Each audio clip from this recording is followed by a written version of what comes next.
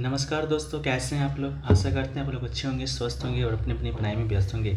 तो जैसा कि फ्रेंड्स, आज है आपका 11 जुलाई को थर्ड शिफ्ट का आपका CRPF ट्रेड्समैन टेक्निकल का जो एग्जाम था समाप्त हो गया है, जिसका जो टाइमिंग था 4:30 टू 6:30 था। ठीक है, तो 11 जुलाई थर्ड शिफ्ट में क्या क्या आपके जीके जिसके प्रश्न पूछे गए थे, लगभग सभी प्रश्न मिल गए हैं। उन सभी प्रश्नों को देखेंगे विद एक्स्ट्रा फैक्ट के साथ। ठीक है, चलिए वीडियो को स्टार्ट करते हैं फ्रेंड्स, बिना किसी देरी के। ठीक है, आज का जो एक्स्ट्रा फैक्ट है थोड़ा सा कम लिए हैं, क्योंकि तबीयत है जो कि फ्रेंड्स थोड़ा सा ख़राब है। ठीक है, तो आप लोग थोड़ा सा मैनेज कर लीजिएगा। ठीक है, बाकी वीडियो को लाइक जरूर कीजिएगा। ठीक है ना। देखिए, पहला जो क्वेश्चन पूछा गया था आपका कि सिंधु घाटी सभ्यता में सबसे ज़्यादा किस धातु का प्रयोग किया जाता था। ठीक है, तो सिंधु घाटी सभ्यता में सबसे ज़्यादा जो धातु है वो दोस्तों आपका कांसे का प्रयोग किया जाता था।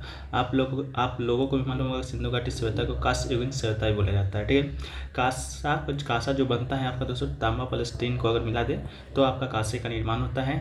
इसके अलावा सिंधु घाटी सभ्यता में सोना, तांबा, चांदी एक कांस्य धातु ज्ञात थी, लेकिन लोहा का साक्ष्य नहीं था। ठीक है, तो कौन कौन से साक्ष्य आपके सिंधु घाटी सभ्यता में ज्ञात थी, यानी कि जानकारी थी उन लोग को, तो सोना का भी था, तांबा का भी था, चांदी का भी था। बाकी तो कांस्य युगीन सभ्यता था ही, लेकिन लोहा का साक्ष्य वहाँ पर नहीं मिला था सिंधु घाटी सभ्यता में, नहीं उनको जानकारी थी। ठीक है, नेक्स्ट क्वेश्चन पूछा गया था उकाई जो डैम है किस नदी पर बना हुआ है। ठीक है, तो उकाई जो डैम है आपका ताप्ती नदी पर बना गया है। ठीक है, राइट आंसर हो जाएगा।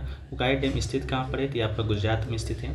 इसके अलावा उकाई बांध सरदार सरोवर बांध के बाद गुजरात का दूसरा सबसे बड़ा जलाशय है। तो सरदार सरोवर बांध कहाँ पर है, तो ये दोस्तों आपका नर्मदा नदी पर है। ठीक है, इसको भी याद कर लीजिएगा।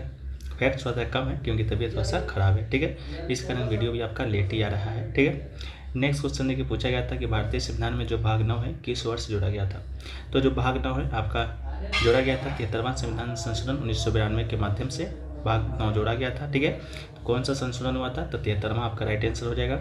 इसके अलावा भाग 9 है जो कि संबंधित किससे है, तो पंचायती राज संस्थान से संबंधित है। ठीक है, ये आपका भाग 9 जोड़ा गया था, लेकिन आपका 74वां संविधान संशोधन हुआ था इसके तुरंत बाद। ठीक है, तो 74वां संविधान संशोधन हुआ था दोस्तों आपका 1992 में, लागू हुआ था 1993 में। इसके तहत कौन सा भाग जोड़ा गया था, तो इसके तहत आपका भाग 9A जोड़ा गया था। ठीक है, इसके तहत कौन सा भाग जोड़ा गया था, तो भाग 9 और A जोड़ा गया था। बस 9 में आपका क्या है, पंचायत है, 9A में क्या है, तो नगर पालिका है। गाँव में पंचायत होता है, बाकी शहरों में नगर पालिका जैसी व्यवस्थाएँ होती हैं। ठीक है, इसको भी याद कर लीजिएगा। नेक्स्ट क्वेश्चन है कि उस्ताद बिस्मिल्लाह खां युवा पुरस्कार है कब से दिया जाता है। तो उस्ताद बिस्मिल्लाह खां युवा पुरस्कार आपका 2006 से दिया जाता है और ये 40 वर्ष की आयु तक के कलाकारों को प्रदान किया जाता है। बस इतना ही फैक्ट सब याद रखिएगा। नेक्स्ट है कि आर्य महिला समाज के संस्थापक कौन है। तो आर्य महिला समाज के जो संस्थापक थे पंडित रमाबाई हैं। तो राइट आंसर आपका हो जाएगा पंडित रमाबाई। ठीक है, इसके अलावा आर्य समाज महिला की जो स्थापना है 30 नवंबर 1882 को हुआ था और कहाँ पर हुआ था, तो पुणे में हुआ था। ठीक है, तो आपका राइट आंसर हो जाएगा पंडित रमाबाई। ठीक है, नेक्स्ट क्वेश्चन पूछा गया था कि जनसंख्या विस्फोट की अवधि पूछा गया था कि आपका जनसंख्या अस्थिर की अवधि पूछा गया था। दोनों में थोड़ा सा कन्फ्यूजन है, तो हम लोग सारे फैक्ट्स को इसमें ये देख लेते हैं। ठीक है, देखिए 1901 से 1921 का जो अवधि था भारत की जनसंख्या में अस्थिर का चरण था। ठीक है, तो भारत में अस्थिर का चरण पूछा गया होगा तो 1901 से 1921 का अवधि हो जाएगा। इसके अलावा 1911 से 1921 की अवधि की बात करें तो नकारात्मक वृद्धि दर दर्ज की गई थी। जन्म तिथि और मृत्यु तिथि दोनों में वृद्धि दर कम हुआ था। इसके अलावा दशक 1921 से 51 की बात करेंगे तो इसमें भी आपका अस्थिर जनसंख्या वृद्धि की अवधि के रूप में जाना जाता है। पूरे देश में स्वास्थ्य और स्वतंत्रता में समग्र सुधारों से मृत्यु दर में कमी आपका आया था।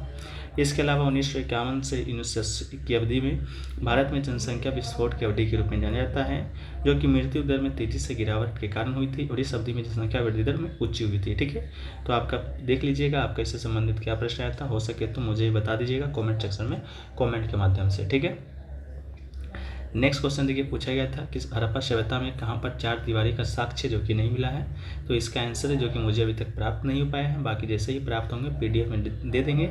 PDF आपको टेलीग्राम चैनल पर मिल जाएगा, लिंक डिस्क्रिप्शन में दिया गया है।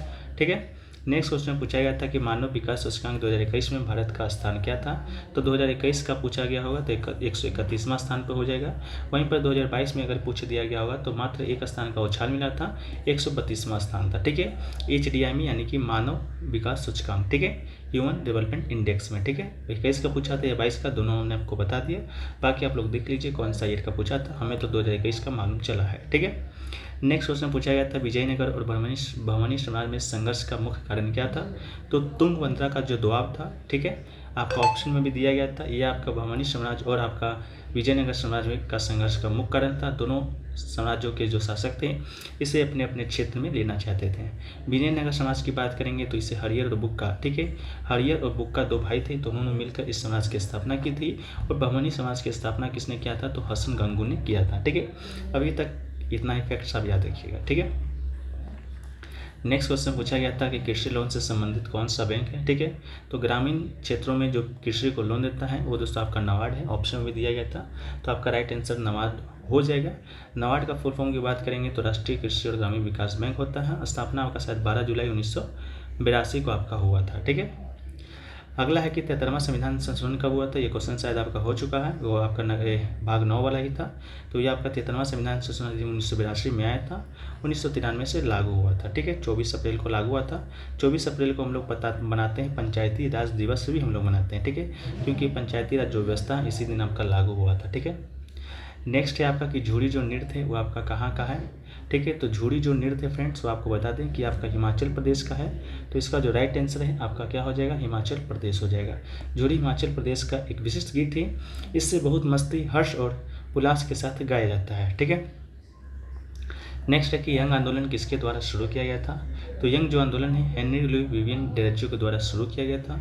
कब किया गया था? तो 1875 में किया गया था, ठीक है। नेक्स्ट आपका कि अनुच्छेद जो 21 है ए है, जो कि किससे संबंधित है, ठीक है। क्वेश्चन का लैंग्वेज हो सकता है आपसे थोड़ा सा चेंज पूछ दिया गया हो कि शिक्षा का अधिकार जो आपका है वो कौन से मौलिक अधिकार के किस अनुच्छेद में है? तो आपका 21 का ए अनुच्छेद आपका राइट आंसर हो जाएगा। इसके अलावा 6वां संविधान संशोधन की बात करेंगे तो 2002 में आपका आया था। इसमें अनुच्छेद 21 ए जोड़ा गया था, जिसमें जो प्रावधान था कि राज्य विधि बनाकर 6 से 14 वर्ष के बाद सभी बालकों के लिए निःशुल्क और अनिवार्य शिक्षा के लिए उपबंध करेगा, ठीक है। नेक्स्ट है कि तुगलक वंश में जो राजधानी थी आपका दक्कन से दौलताबाद किसने किया था? तो इसका राइट आंसर आपका मोहम्मद बिन तुगलक हो जाएगा, ठीक है। मोहम्मद बिन तुगलक ने 1327 में अपनी जो राजधानी है दिल्ली से दक्कन के दौलताबाद में वर्तमान महाराष्ट्र में हस्तांतरित कर दिया था, ठीक है। तो दिल्ली से दौलताबाद किसने किया था? मोहम्मद बिन तुगलक ने किया था, 1327 ईस्वी में किया था। जो दक्कन अभी वर्तमान में आपका जो पड़ता है दौलताबाद वो आपका महाराष्ट्र में स्थित है। इसके अलावा आपका मोहम्मद बिन तुगलक की जब हम लोग बात करेंगे तो ये आपका 1325 से 1351 तक दिल्ली का सुल्तान था। मोहम्मद बिन तुगलक आपका तुगलक वंश का सुल्तान था। तुगलक वंश का स्थापना किसने किया था? गयासुद्दीन तुगलक ने किया था। उसी का सबसे बड़ा पुत्र था। इसकी जो स्थापना है 1320 में हुआ था। 5 साल तक गयासुद्दीन तुगलक शासन करते हैं। 5 साल के बाद आपका मोहम्मद बिन तुगलक है जो कि आपका आता है। इस समय आपका मोरक्को का एक यात्री था इब्न बतूता, ठीक है, जो कि आपका भारत में यात्रा करने आया था, ठीक है। नेक्स्ट है कि अमेरिका में भारत के पहले राजदूत कौन थे? तो अमेरिका में भारत का जो पहले राजदूत थे वो आपका 1947 से 1948 तक आसफ अली जी थे, ठीक है। तो इसका जो राइट आंसर है आपका आसफ अली हो जाएगा। आसफ अली थे कौन? तो आपका वकील और उड़ीसा के पूर्व राज्यपाल वो थे, ठीक है। इसके अलावा वर्तमान में बात करें कि वो वर्तमान में राजदूत कौन है, तो वर्तमान में आपका तरनजीत सिंह संधू हैं जो कि आपका 6 फरवरी 2020 से आपके ये अमेरिका में राजदूत हैं, IPS के अधिकारी हैं, ठीक है।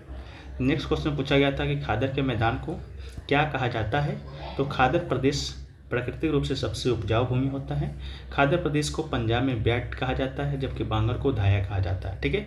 तो क्या आपके ऑप्शन में बैट था? अगर बैट था तो ऑप्शन बताइए, कमेंट सेक्शन में बताइएगा कि हाँ सर जी था, ठीक है।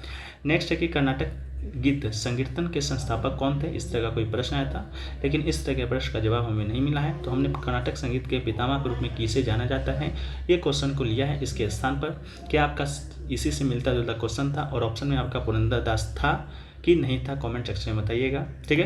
तो पुरंदरदास इसका राइट आंसर हो जाएगा। कर्नाटक संगीत के संस्थापक समर्थकों में से एक रहे थे। वो भगवान श्री कृष्ण के भक्त हैं। व्यापक रूप से कर्नाटक संगीत के पितामह के रूप में जाना जाता है। उन्हें ऋषि नारद का अवतार माना जाता है। उनकी प्रसिद्ध रचना में दास सहित भी शामिल है फ्रेंड्स, ठीक है। इसके अलावा नेक्स्ट क्वेश्चन देखिए पूछा गया था कि उत्तर पश्चिम में सर्दियों में अरब सागर से आने वाला तूफान किस कारण आता है जिससे पश्चिमी विक्षोभ होगा, ठीक है। किस कारण आता है? तो आंसर आपका राइट आंसर हो जाएगा पश्चिमी विक्षोभ हो जाएगा, ठीक है। तो इसका राइट आंसर क्या हो जाएगा? पश्चिमी विक्षोभ हो जाएगा, ठीक है। इसके अलावा नेक्स्ट क्वेश्चन पूछा गया था कि 2011-12 में आय वृद्धि दर कितना था? क्या इस प्रकार का कोई क्वेश्चन था? आंसर तो मुझे मिल नहीं पाया है। अगर आप लोगों को मिला है तो कॉमेंट सेक्शन में जरूर बताइएगा कि हाँ ये वाला क्वेश्चन था। एक आपका सबसे कठोर कोशिका से संबंधित क्या प्रश्न आया था, इसको भी कमेंट सेक्शन में बताइएगा, ठीक है। तो ये सभी जो क्वेश्चन हैं आपके 100% रियल हैं, ठीक है। जितने भी हैं, बाकी जो 2-4 प्रश्न छूट गए होंगे उसको हम PDF में शामिल कर देंगे। PDF टेलीग्राम का लिंक डिस्क्रिप्शन में दिया गया है, आप लोग जाकर वहाँ से ज्वाइन हो जाइएगा। बाकी हम लोग मिलते हैं नेक्स्ट वीडियो में, जब तक के लिए जय हिंद, जय भारत, वंदे मातरम, भारत माता की जय, ठीक है।